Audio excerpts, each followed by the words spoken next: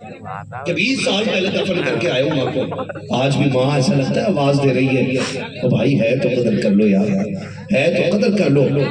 آج نا سردی آ گئی ہے، کتنی مائیں ایسے انتقال کر جائیں گی بیٹوں کو پتہ ہی نہیں چلے گا۔ ہاں صاحب کتنی مائیں ایسے انتقال کر جائیں گی بیٹوں کو پتہ ہی نہیں چلے گا۔ صبح اٹھے تھے امی فرش پہ پڑی تھی، پتہ ہی نہیں کیا ہو گیا۔ یہ کہتے ہیں بیٹے صبح اٹھ کے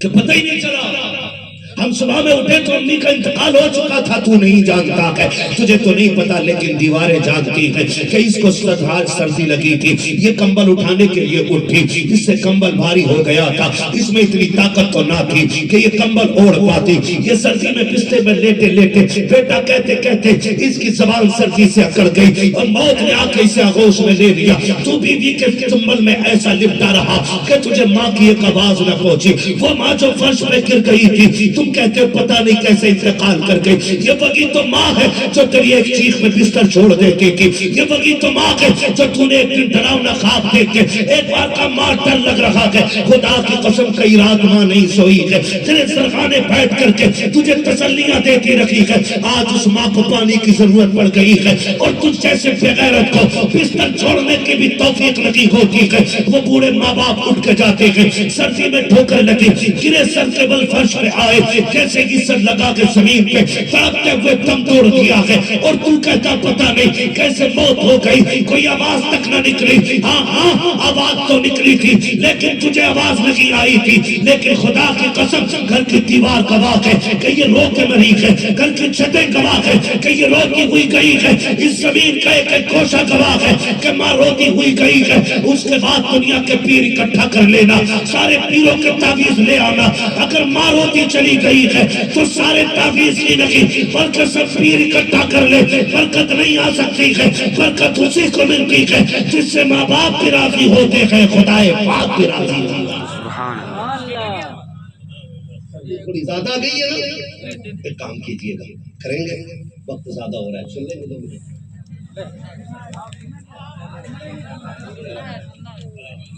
کہہ دے ذرا یا رسول اللہ، یا رسول اللہ، خدا سلامت رکھے۔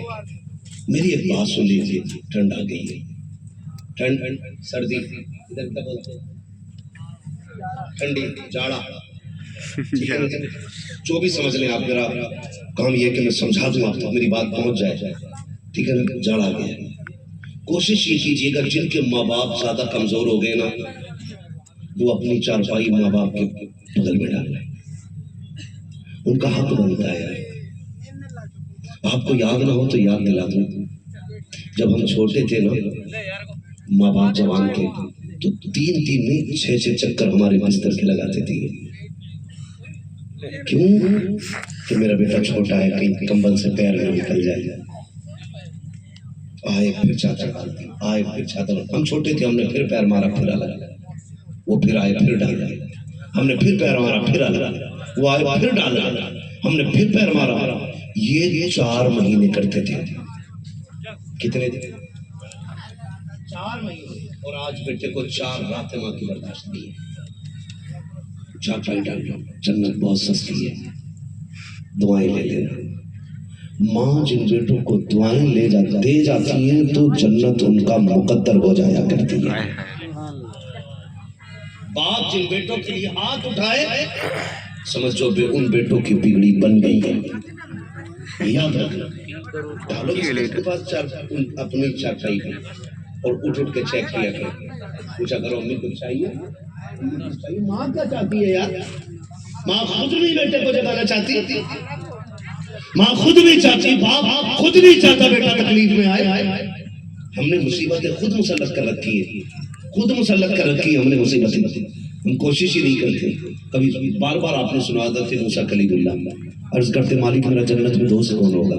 رب نے کیا فرمایا کہ وہ گوشت کی دکان ہے، وہ تمہارا جنت میں ساتھی ہوگا۔ خیال آیا بڑی نیکی کرتا ہوگا، کوئی لمبی تسبیح ہوگی، اللہ اللہ کا ورد ہوگا، دکان کا پتہ لگا کے پہنچ گئے، جا کے بیٹھ گئے، بیٹھے رہے، کوئی پورا دن عبادت نہیں کی، شام کو سوچا رات